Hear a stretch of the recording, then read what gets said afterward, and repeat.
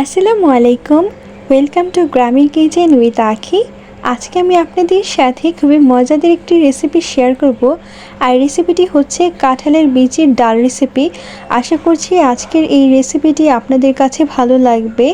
শুরুতেই এখানে আমি কিছু কাঁঠালের বীজ নিয়েছি আর বীজগুলোর খোসা ছাড়িয়ে নিয়েছি।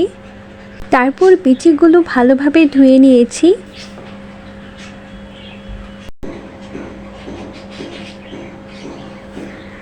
বীজগুলো সেদ্ধ করে নেব, এই জন্য চুলায় একটি হাঁড়ি বসিয়ে দিয়েছি। এতে পানি গরম করে বীজগুলো দিয়ে দিয়েছি। বীজগুলো প্রায় 20 থেকে 25 মিনিটের মতো সেদ্ধ করে নেব।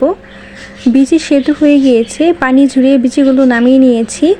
এ পর্যায়ে কাঁঠালের বীজগুলো ব্লেন্ড করে নেব।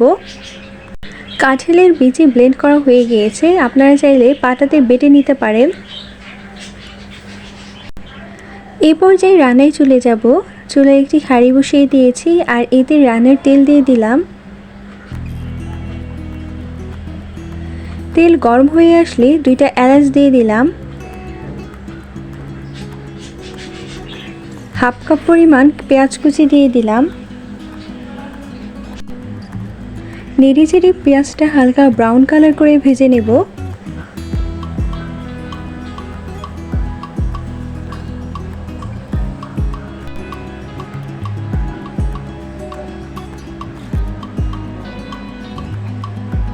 পেঁয়াজ ভাজা হয়ে এসেছে। এই পর্যায়ে মশলা কষানোর জন্য অল্প একটু পানি দিয়ে দিলাম। এতে 1 চা চামচ আদা রসুন বাটা দিয়ে দিলাম।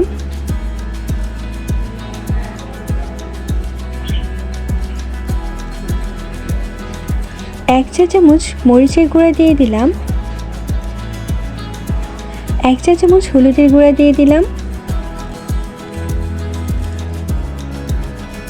1 চা চামচ ধনিয়া গুঁড়া দিয়ে দিলাম।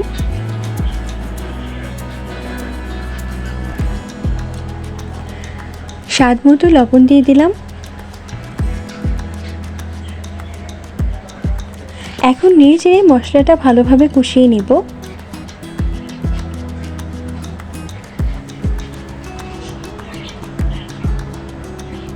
তরকারির স্বাদ নির্ভর করে মশলা কষানোর উপর। যত সময় নিয়ে মশলা কষানো হবে, তরকারির স্বাদ ততটা বেড়ে যাবে।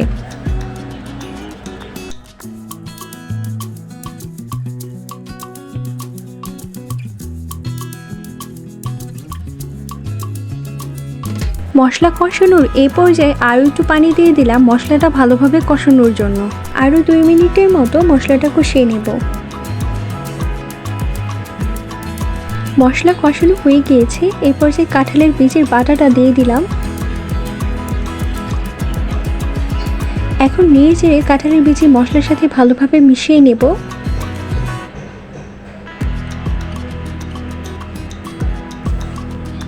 ভালোভাবে নেড়ে চেড়ে মিশাতে হবে, যাতে সম্পূর্ণ কাঁঠালের বীজটা মশলার সাথে মিশে যায়।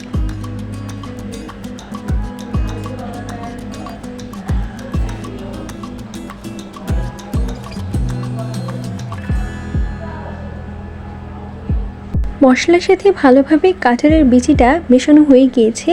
এ পর্যায়ে নেড়ে চেড়ে 2 থেকে 3 মিনিটের মতো কষিয়ে নেব।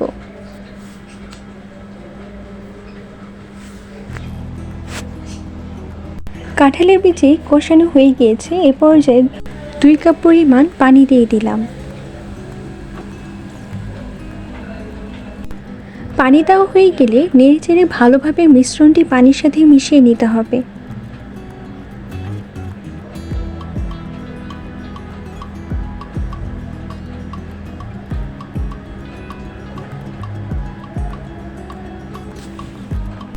যতক্ষণ না কাঁঠালের বীজ পানির সাথে সম্পূর্ণ মিশে যাচ্ছে, ততক্ষণ অনবরত নাড়তে হবে।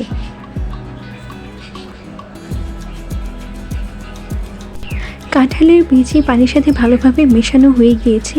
এ পর্যায়ে 3 থেকে 4 মিনিটের মতো রান্না করে নেব।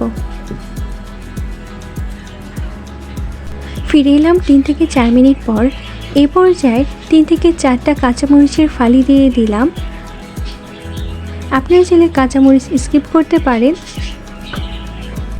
কাঁচামরিচ দেওয়া হয়ে গেলে আরও 5 মিনিটের মতো রান্না করে নেব।